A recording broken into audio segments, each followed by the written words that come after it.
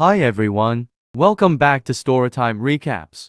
In this video, I'm going to recap one of the film from 2020, Sightless. Without any further, let's get started. A young girl who is lonely and alone at the beginning of the movie makes the decision to jump off the balcony of her apartment.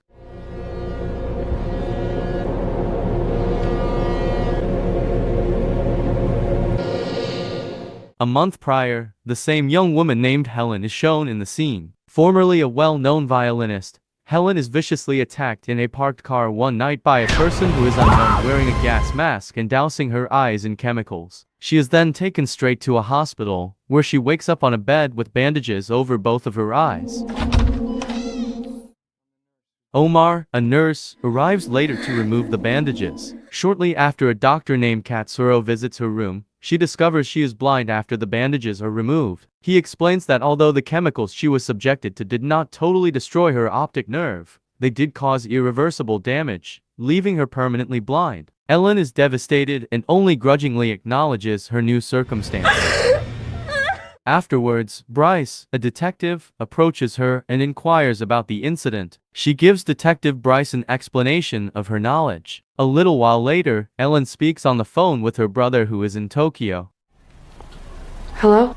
He informs her that he has set up a covert apartment near the city center for her to live in, along with a caregiver who specializes in assisting individuals, just like her, in acclimating to their new way of life. Ellen meets Clayton, her new caregiver, when she wakes up the following morning in her new apartment. As a trained caregiver, Clayton assures Ellen that he would support her in her everyday activities and gradually ease her adjustment to becoming blind.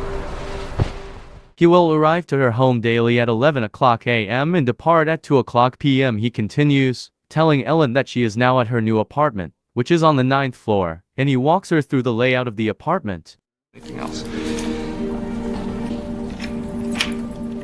After Clayton left, Ellen tries to phone her brother and friend Sasha. However, neither of them returns her calls, leaving her feeling incredibly alone at the moment without family or friends to confide in.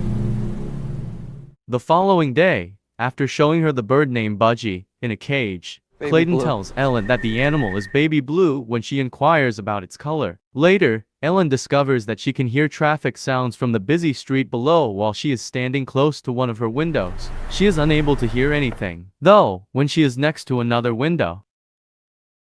After Clayton explains that the glass there is thicker and won't allow her to hear anything, they start talking to each other about their lives and gradually develop a strong bond. After that, Ellen begs to touch Clayton's face, and he gives her permission.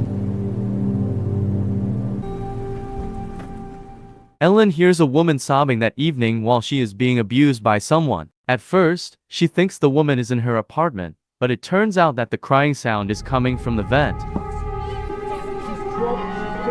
She decides to invite her neighbor over for tea the following day, so she goes outside into the corridor and puts a note on the door of the apartment next door, politely requesting that she come over. Later that night, a mysterious woman named Lana knocks on Ellen's door and enters for tea. Despite the fact that Lana is new to Ellen, she seems to know a lot about her, having lost her sight as a violinist. To her surprise, Ellen feels a new scar on Lana's face when she touches her. In response, Lana tells her not to trust anyone, and she flees the flat. Ellen starts to believe that Lana is being physically abused by her husband. Thus, Ellen reaches out to Detective Bryce, telling him about the violence her neighbor is receiving from her husband. Officer Neiman is dispatched by Detective Bryce to speak with her neighbor and ensure everything is all right. He later verifies that she is well and that the scar is simply a birthmark. Won't heal, or so Neiman says. When Clayton arrives at her apartment every day at precisely 11 o'clock a.m., she tells him that she has noticed something weird about the place, and that the car alarm goes off every other day at the same time. The oddities are dismissed by Clayton, who also informs Ellen that the city is large and has many alarms. Later on that same night, Ellen believes Lana visits the apartment once more. But when she touches her shoulder, it's Lana's violent husband who Don't come any threatens to make her closer. stop being paranoid and leave his wife alone. Ellen wants Clayton to come over right away since she feels threatened. Clayton shows over and gives her comfort. Clayton confesses to her then that he feels something for her. Maybe something more. But after Ellen declines his advances, saying that she is currently more in need of a caregiver than a boyfriend, broken-hearted Clayton walks out of the apartment. Not long after Clayton departs, Ellen is attacked once more by the man wearing the gas mask. She is lucky to call 911 before the attacker injects her with a syringe, preventing her from passing out. Subsequently, the paramedic informs her that her neck does not appear to be injured, nor is there a needle mark there. Detective Bryce informs her that no one enters the apartment after Clayton. According to the CCTV, Ellen is disturbed to learn that she can no longer trust her own views. For the hallway, lobby, stairway. When Ellen decides to take her own life because she feels alone in the world and thinks someone is after her, we go back to the beginning and witness her create a suicide note before scaling the balcony railing and jumping over.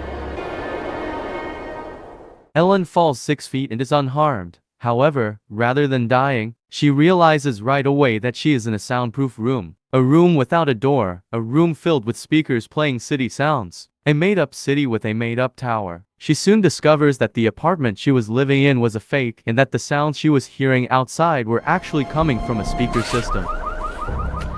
When she hears her car alarm go off around 11 in the morning, she returns to the apartment. When she gets back inside her apartment and looks around the hallway, she discovers she is unable to escape. Desperate to see someone, she goes outside and knocks on Lana's door, who informs her that she must stay in because this is her home.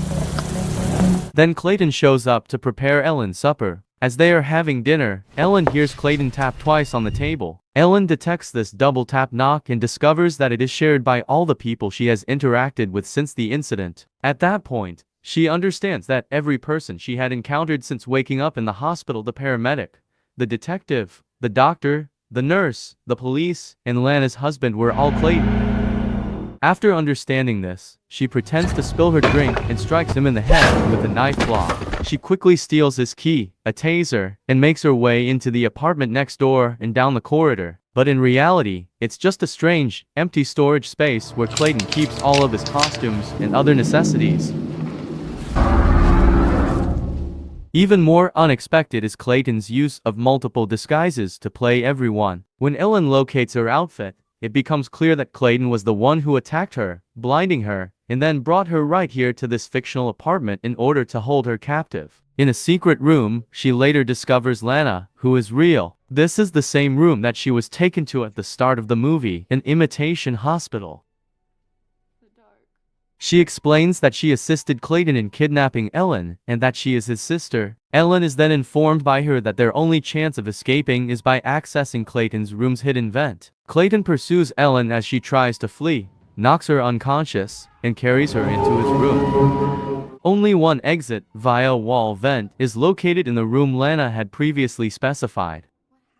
Ellen senses the air coming from the vent and knows she has one more chance to get away from Clayton. Begins a monologue in which he explains his actions. His father had kept him and his sister Lana hostage for 3 years in the basement after their mother had died when they were children.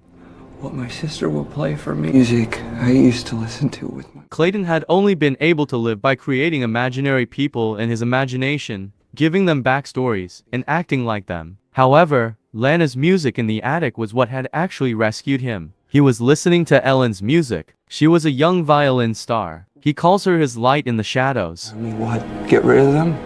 He wanted to do the same for her now, so as he tells her his story and his motivations, Ellen seizes the opportunity to use the taser to decapitate him and open the vent, but finds that she can't fit through because of its little size. Ellen discovers a tiny bottle of the same chemical that had made her blind taped inside the vent. When he turns around again, she sprays the liquid in Clayton's eyes, thus blinding him as well.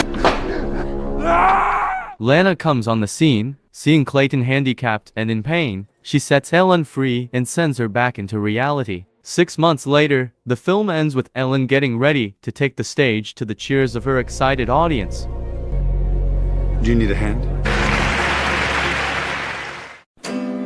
Thanks for watching, and remember to turn on your notifications to watch more movie recaps like this one.